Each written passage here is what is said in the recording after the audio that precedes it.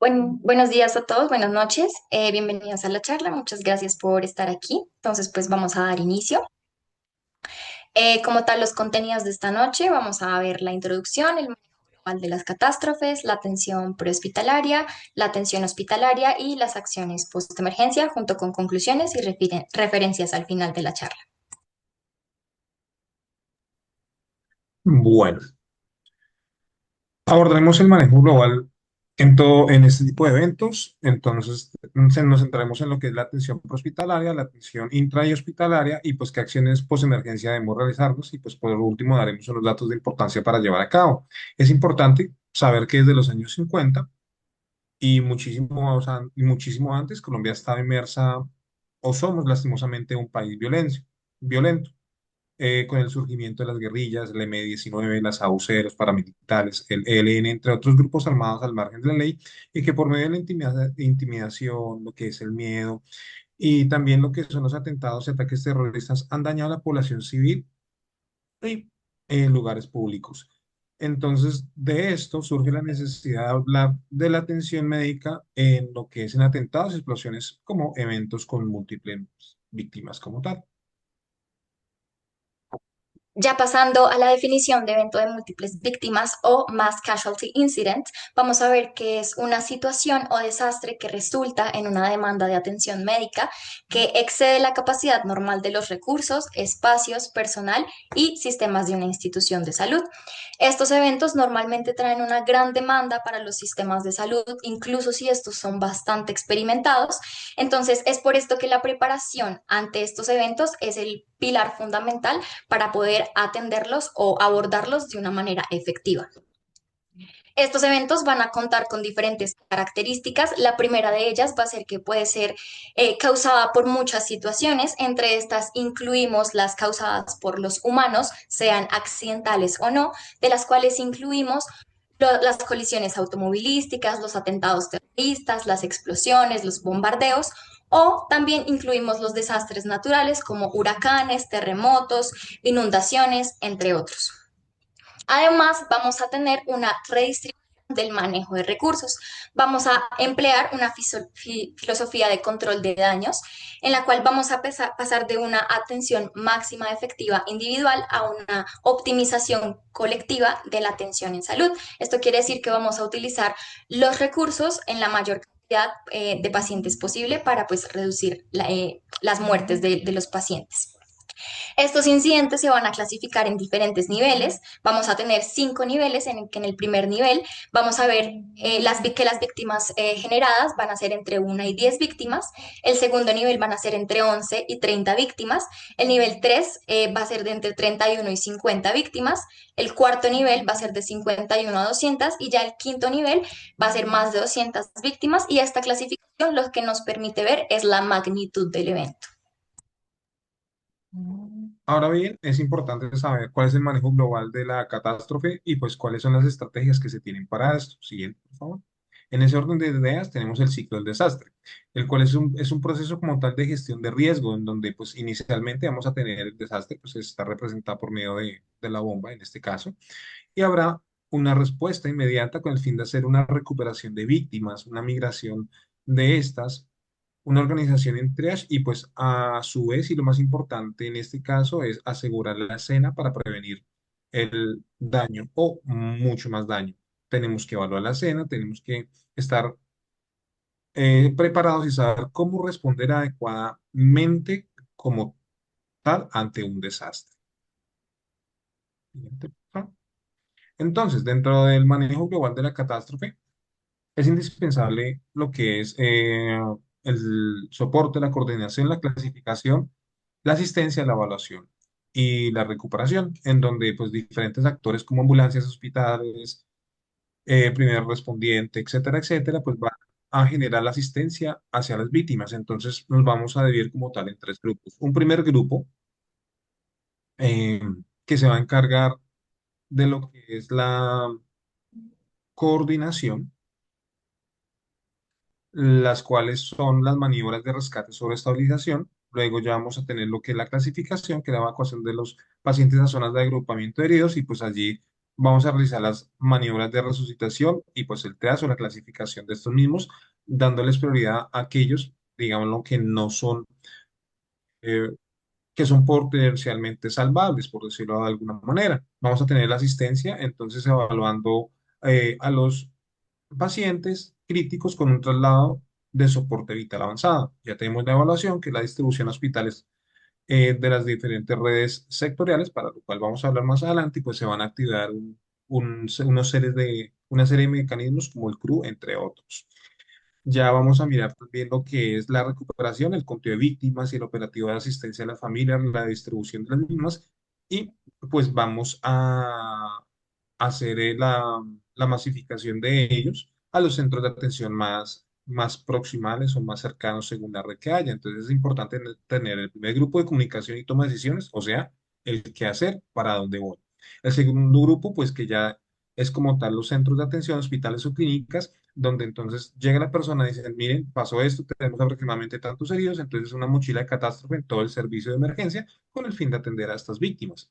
Y un tercer grupo, que es la intervención de todos los grupos de emergencia, ya sea población civil, por un lado, que normalmente siempre los que van a llegar ellos de primera, luego la policía, bomberos, rescatistas, entre otros. Siguiente, por favor. Bueno, tenemos el paradigma disaster. Entonces, es el conjunto de enfoques para gestionar los desastres como tal. Entonces tenemos lo que es la D de detección, o sea, reconocer la escena, disponer del recurso y el profesional necesario y sanitario pues, para atenderlos. La I es la estructura de órdenes en el incidente. ¿Quién va a dar la orden? ¿A quiénes la van a dar? Que sea entendible y pues de una manera organizada, directa y con el propósito de que se haga. La I, la estructura de órdenes en el incidente. La S es evaluar, perdón, evaluar con seguridad y estabilidad el escenario, exigiendo la participación de diversos entes como policía, protección civil, bomberos, Cruz Roja, rescatistas, entre otros. La A, para valorar los peligros presentes ante una situación de desastre, digámoslo, si estamos dentro de un edificio o algo así, entonces hay que evaluar lo que es la infraestructura, alejarnos con el paciente, generar un acordonamiento o un área, pues para allí atender a los pacientes y para que no se genere más daño como tal. La S, soporte o cantidad necesaria de actores que respondan ante el desastre, como las ambulancias, los mismos hospitales, los mismos equipos especializados que se van a utilizar. La T es el mismo triage o la clasificación de las víctimas. La E de evaluación o participación en el sistema médico de urgencias prehospitalario y de evacuación. Entonces, tenemos ya el ingreso a un centro hospitalario y la reunificación de las familias, como así. Digámoslo, si hay un desastre natural o una bomba o un atentado como tal, entonces lo que se quiere es unir en la gran mayoría de las familias o de las personas para remitirlas así pues a los centros asistenciales y pues que no sea un estrés peor para ellos cuando salen de su problema, pues, que no vean a sus familiares. Y la R de recuperación de las víctimas, ya pues más adelante ya se evalúa lo que es la infraestructura y las consideraciones económicas como tal. Siguiente, por favor. También vamos a tener el método prehospitalario XABCDE, que consiste en tener en cuenta las siguientes variables para la atención integral del paciente. En ese orden de ideas, pues la X corresponde a lo que es una hemorragia exsanguinante, la A es el manejo de la vía aérea, la B corresponde a breathing o ventilación, la C de circulación, la D la vamos a medir con la escala de Glasgow para mirar si hay un déficit neurológico y la E pues vamos a mirar si hubo una exposición y el control de la hipertermia, digamos en el caso de terrorismo, ya sea por quemaduras, por bombas o otros mecanismos que generen lesión a nivel pues, epidérmica como tal. Entonces, ¿por qué la hipotermia? Porque lo que vamos a presentar en este caso pues, va a ser una muerte temprana, entonces se debe estabilizar al paciente. Bueno, cuando hablamos de explosiones convencionales en concentraciones masivas de personas, hay que tener en cuenta varias, em, varias cosas. Lo primero es que cuando estamos hablando de una lesión, lesiones por explosiones, entonces se va a generar lo que es una onda explosiva, lo que va a generar es una expansión de esa energía y al haber la expansión de eh, esa energía, entonces pues vamos a tener que se generan diferentes molestias, por decirlo de alguna manera, o diferentes traumas. Por ejemplo, el latigazo, entonces por la misma onda expansiva, en el caso de una explosión, entonces donde nuestra cabeza o la cabeza de las personas o puede chocar contra algún elemento contundente, contra una pared, contra el piso, entonces hay que tener en cuenta y evaluar todo este tipo de cosas. Ya puede que el paciente tenga un trauma multisistémico, un trauma cerrada penetrante. Entonces es de importancia también. em, Saber que además de que se puede dar un síndrome del latigazo, hay otros pacientes que inicialmente sus constantes fisiológicas van a estar normales o estables. Sin embargo, pues en un corto periodo de tiempo, estas constantes pueden cambiar y pues puede generarse como tal un sangrado interno o un trauma cerrado de abdomen y pues la persona puede morir fácilmente. Siguiente, por favor. Bueno, entonces... aquí en estas fotos vamos a tener la primera foto de la derecha. Las guerrillas del ELN atacaron pues con dinamita lo que fue la población de San Francisco con el fin para desalojar a la policía en el colegio, en un colegio pues que se había convertido en la base de la policía como tal. Lastimosamente entonces pues hubo el incidente con personas muertas, niños, niñas, etcétera, etcétera. Entonces, ¿qué queremos acá? Se evalúa inicialmente la infraestructura.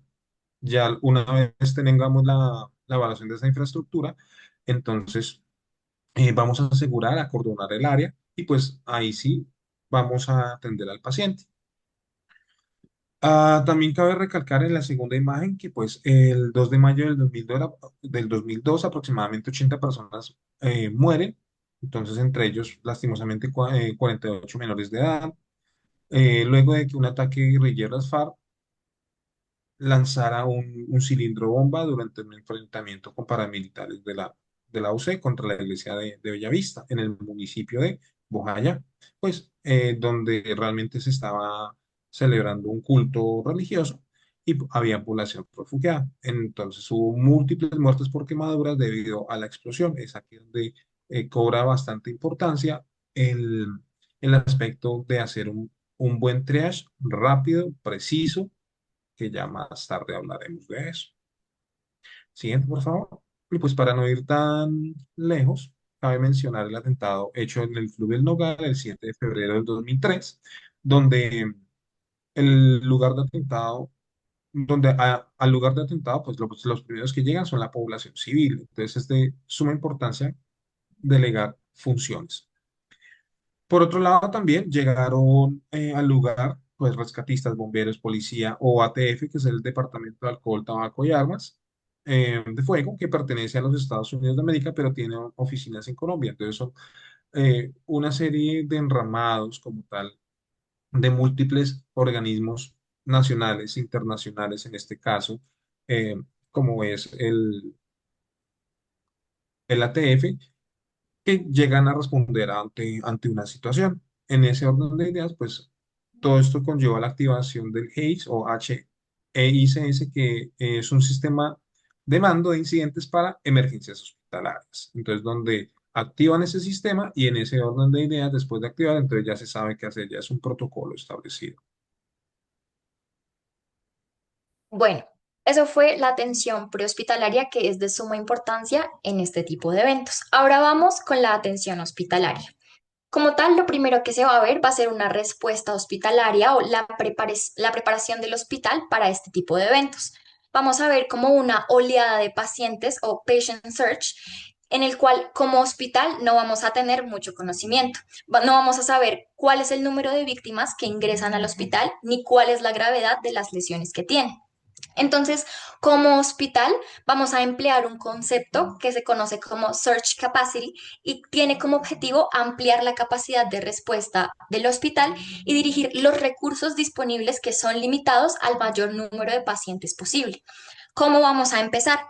En el hospital vamos a activar una respuesta inmediata luego de recibir la notificación y la verificación del evento.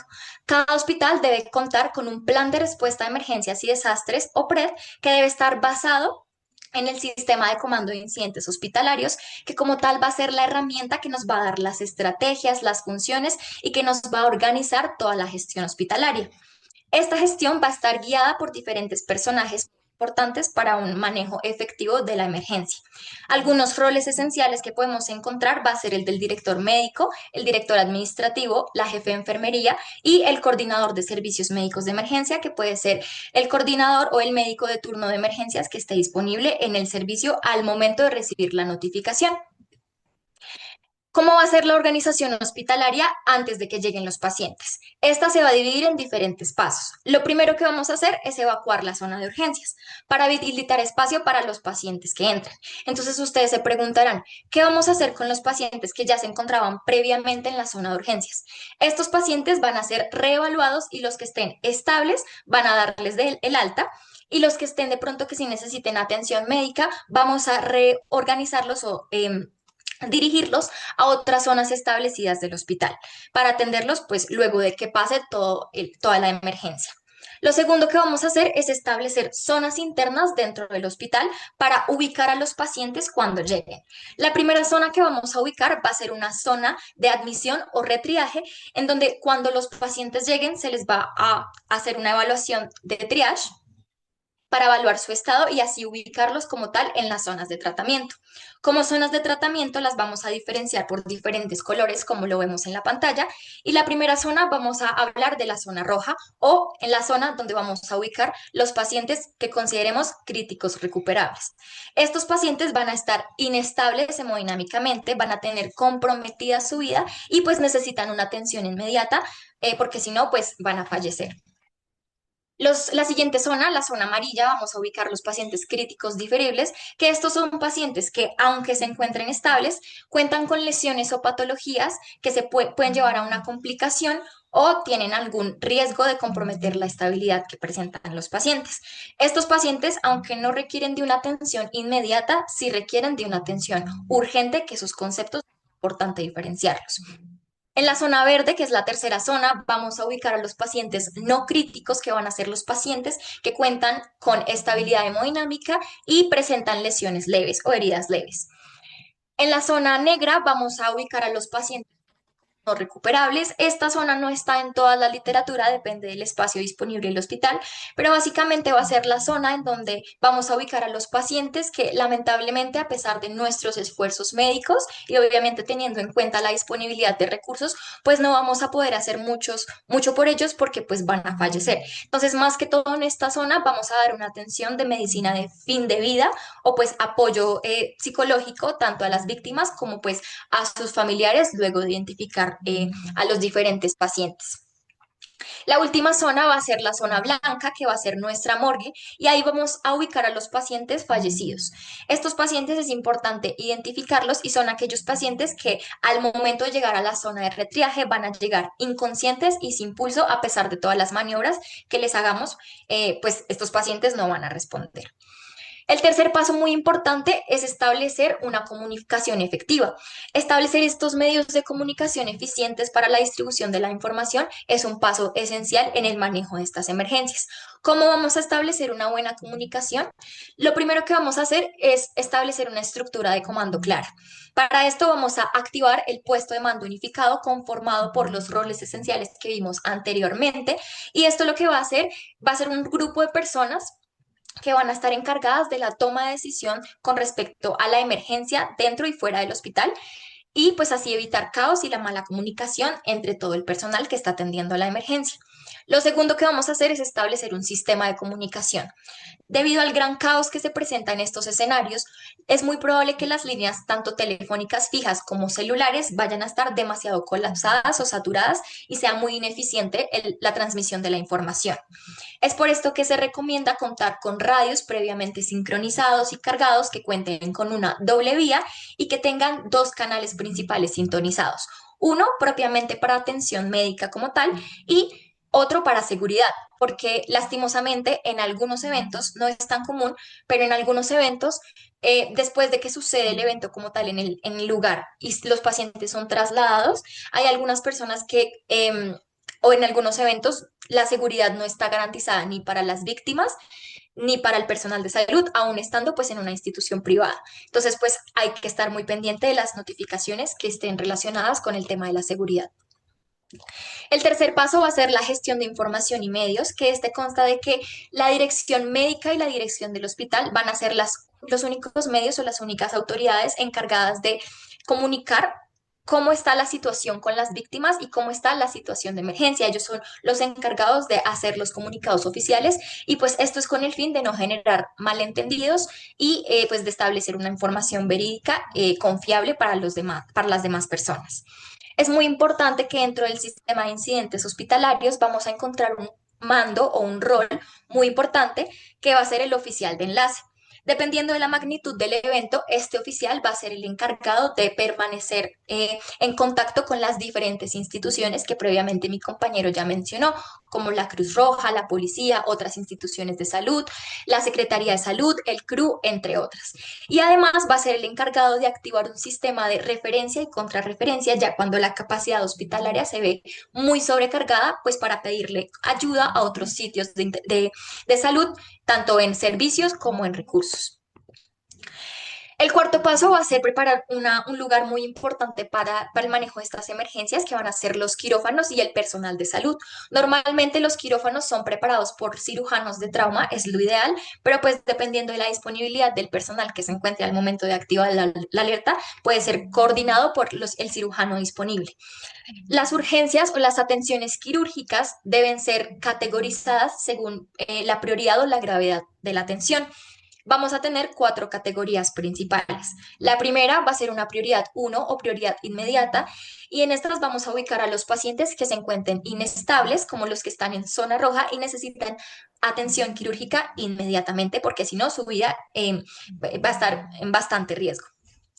La segunda prioridad o la prioridad urgente van a ser los pacientes estables, que estos, aunque se encuentren estables, pues su atención quirúrgica no puede pasar de más de 2 horas de atención porque pues se va a ver comprometida su estabilidad hemodinámica y podrían llegar a fallecer.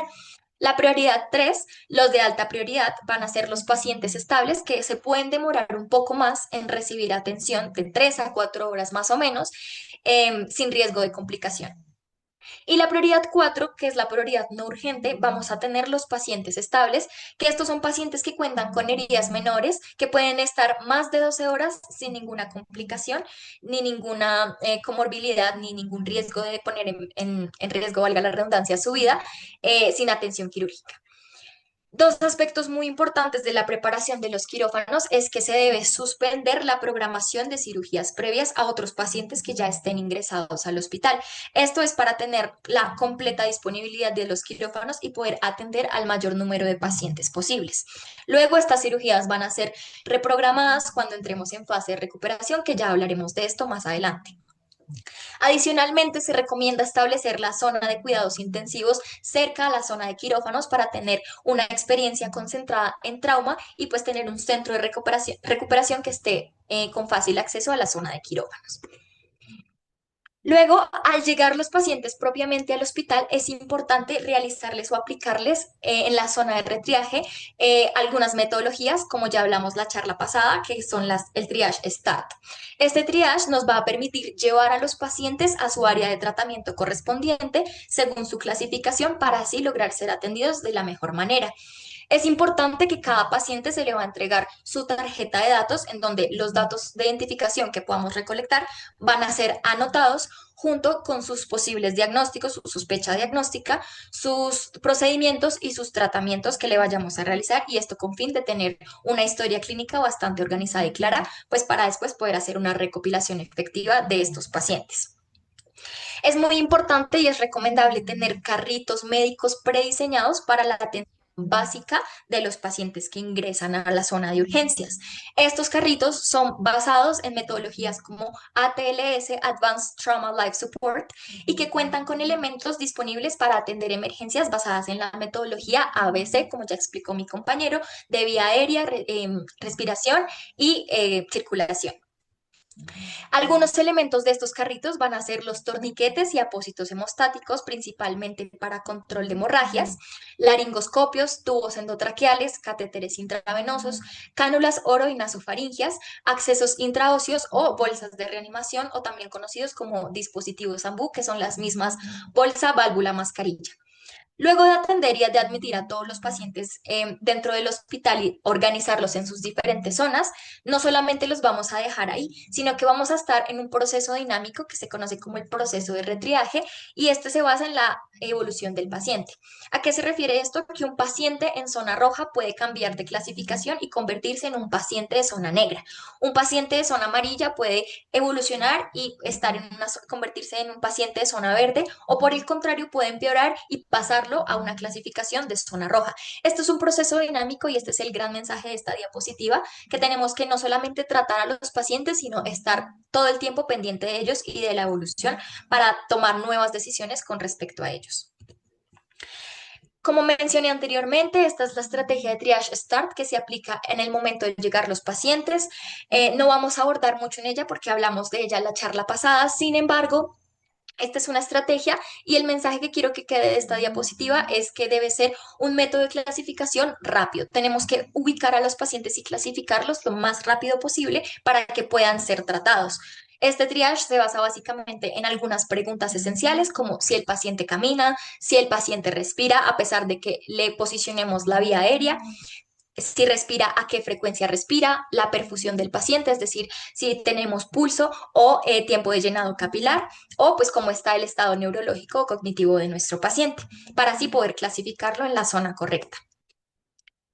Ya para ver las patologías o lesiones más comunes que podamos encontrar en cada zona, vamos a ver que la zona roja, que en donde tenemos los pacientes que tienen amenazada la vida o tienen un alto riesgo de pérdida de órgano o extremidad, tendremos 4 lesiones principalmente. La primera va a ser la lesión pulmonar por explosión, que como mencionaba mi compañero, van a ser causadas por ondas expansivas primarias, en donde encontramos hemorragias pleurales, lesiones subpleurales o pleurales. Adicionalmente vamos a encontrar hemorragias exsanguinantes, que estas son las hemorragias que tenemos que tratar en cuestión de minutos, porque si no, nuestro paciente va a fallecer.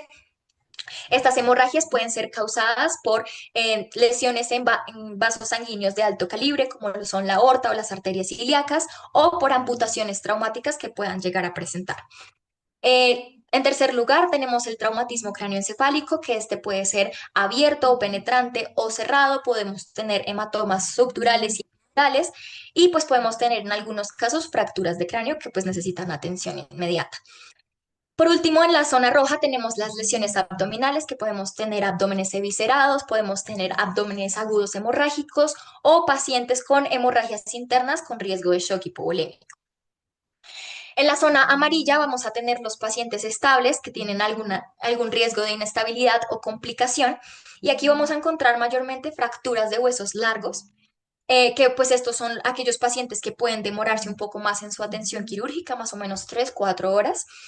Las lesiones de tejidos blandos y lesiones viscerales, que en estas hay que tener especial cuidado en que las lesiones no tengan ningún tipo de riesgo de contaminación, debido a que algunas, por su exposición a patógenos, pueden generar infecciones y pues en algunos casos podrían requerir algún tipo de desbridamiento para el tratamiento. Y finalmente, las lesiones por trauma. En la zona verde vamos a encontrar los pacientes estables que presentan heridas menores, como lesiones en tejidos blandos, como hemorragias subcutáneas, de pronto algunas laceraciones, algunos golpes menores.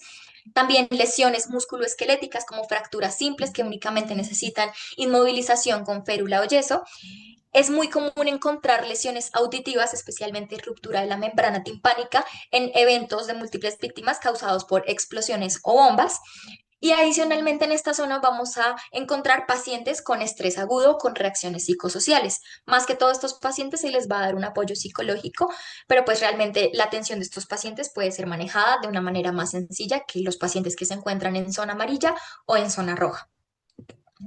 Ya como hablando de los recursos adicionales que podamos tener para atender a estos pacientes, es muy importante que nosotros como personal de la salud contemos con cierto equipo básico de protección médica, como guantes, gafas o batas estériles, pues porque nosotros tenemos que estar sumamente protegidos para poder atender a las víctimas. Adicionalmente, sería ideal contar con equipos de vía aérea como ventiladores mecánicos, flujómetros de oxímetro o dispositivos AMBU o bolsas, válvulas, mascarilla.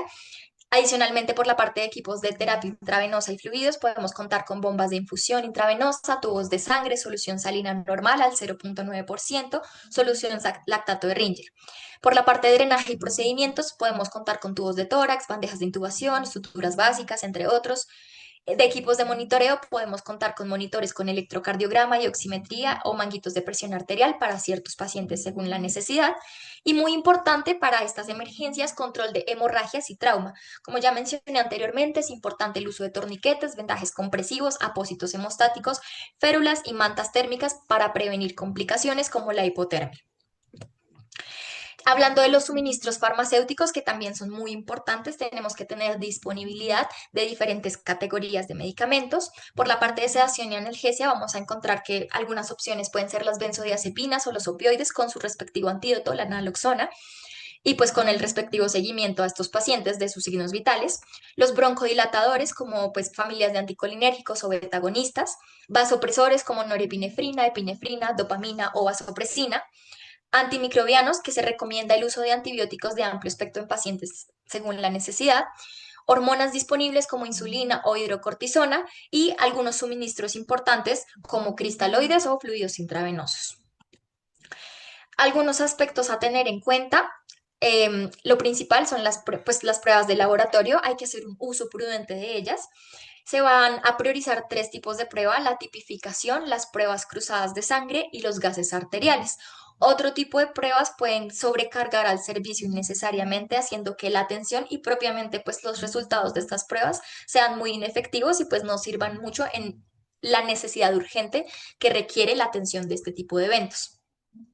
En cuanto a la hemoclasificación, es importante o pues se recomienda avisar al banco de sangre para que esté pendiente dependiendo de la gravedad de la emergencia.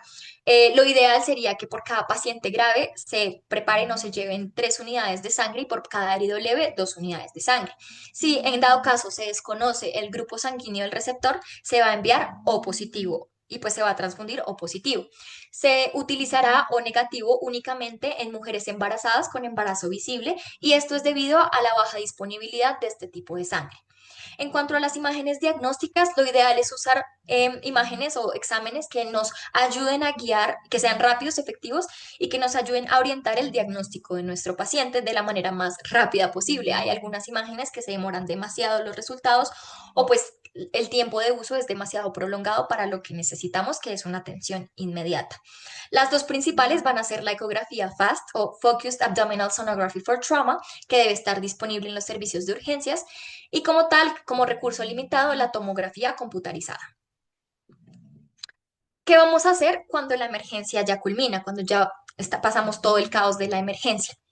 En el hospital es muy importante que también previamente establecido el Comité Hospitalario de Emergencias, guiado por el coordinador de emergencias, reanude las actividades normales del hospital.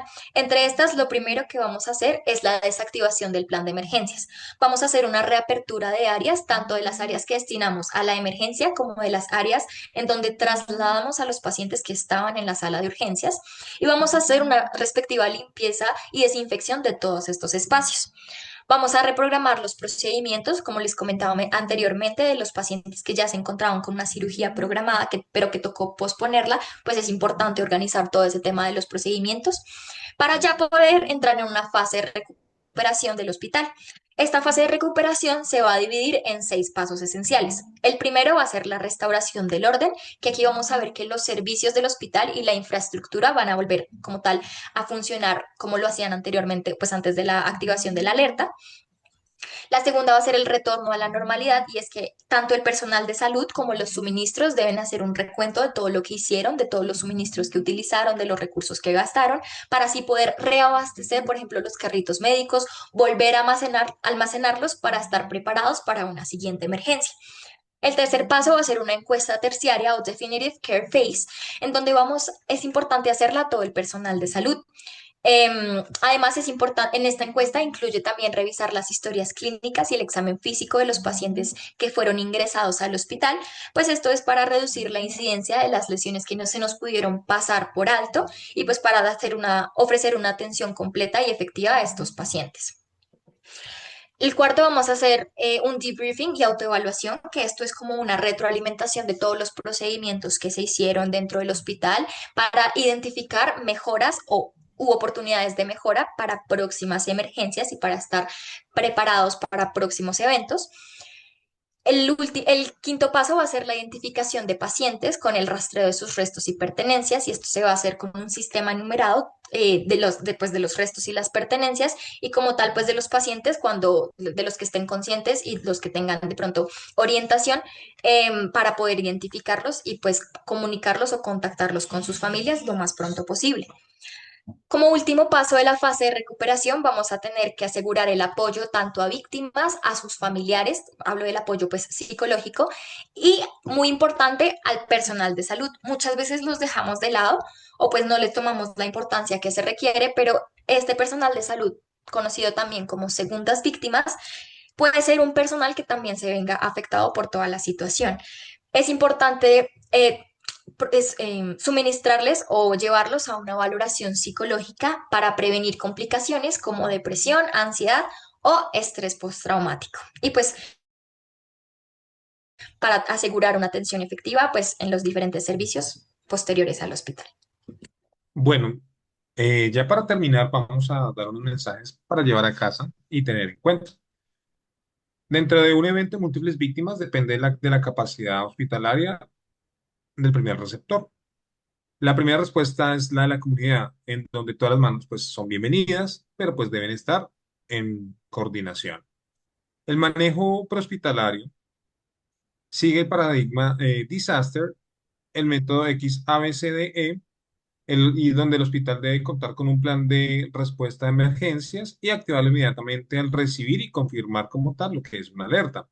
También debe establecer un centro de información unificado para optimizar la comunicación. Luego bien, la preparación hospitalaria buscará o busca ampliar la capacidad para tratar mayor número de pacientes con recursos limitados, donde el triage es una clasificación dinámica, como ya lo nombramos anteriormente, puede cambiar de uno a otro, pero entonces se debe priorizar, clasificar, tratar y vigilar. Y por último, la fase de posemergencia incluye la desactivación del plan y el apoyo de víctimas y personal de salud y segundas víctimas. Muchas gracias. Muchas Queremos gracias. Bueno, queremos agradecer inmensamente a la doctora María Fernanda Parra, al doctor Manuel Silva, a la doctora Villamil por la ayuda brindada, a la Universidad del Rosario por brindarnos nuevamente la oportunidad de compartir temas tan interesantes y novedosos como estos. Y pues al grupo de interés en emergencias, muchísimas gracias. Dios los bendiga y muy buena noche. Muchas gracias, Daniel. Gracias a ustedes por aceptar la invitación. Veo que muchos de la UCC están conectados. Muchísimas gracias por conectarse, por aprender sobre este tema tan interesante em, y también en general sobre la medicina de emergencias. Si tienen preguntas o comentarios, es momento de que los vayan escribiendo por el chat mientras le damos la palabra a la doctora María Fernanda por si tiene algún comentario o sugerencia. Hola, buenas noches. Eh, no, pues yo creo que ellos fueron muy claros como en todo lo que se tienen que hacer en la atención en desastres. Em, Acuérdense que la atención en desastres comienza desde lo ambulatorio, desde la primer llamado, que es la llegada a la comunidad, la organización de las fuerzas que tengamos, o sea, los grupos que tengamos desde la comunidad, las fuerzas militares o policía, los paramédicos o lo que haya, y pues la redirección a urgencias. Y acuérdense que finalmente lo que es un desastre, lo que clasificaría también un desastre es qué tanta capacidad hospitalaria tiene el espacio. Entonces, cuando nosotros reunimos con Ana y con Daniel, hablamos de que, digamos, que sería un desastre, no es lo mismo un desastre para la Fundación Santa Fe en Bogotá a un desastre en un pueblo súper alejado. Entonces, si hay un derrumbe y solamente hay un puesto de salud y hay 10 personas afectadas, eso ya clasificaría como un desastre. O porque ya sobrepasa la capacidad de urgencias para ese puesto de salud, pero probablemente 10 víctimas que lleguen a Medellín, pues no sobrepasa la capacidad hospitalaria de Medellín. Entonces, como que por eso es que esto también es tan importante, sobre todo muchos de ustedes que vayan a salir a hacer el rural y van a ser los médicos encargados de sitios de poblaciones que están muy alejadas de los centros de atención, pues también tienen que ser los que comandan la atención a emergencias en múltiples víctimas. ¿Quién los quita que ustedes vayan a hacer em, rural por allá en un pueblo que quede en esa cerca a la vía al llano, que hay derrumbes cada 3 días y por allá haya un montón de heridos porque hayan quedado debajo de los escombros? ¿Sí me entienden? O sea, eso es una cosa que es importante porque ustedes son los que tienen que organizarlo y creo que nunca está ese espacio en el pregrado para realmente aprenderlo. Nosotros lo aprendemos ya en la residencia de emergencias y en tercer año. Entonces, me parece, espero que hayan aprendido mucho y si tienen preguntas, pues estoy atenta. Muchas gracias, doctora. No sé si alguien quiere hablar o hacer alguna pregunta.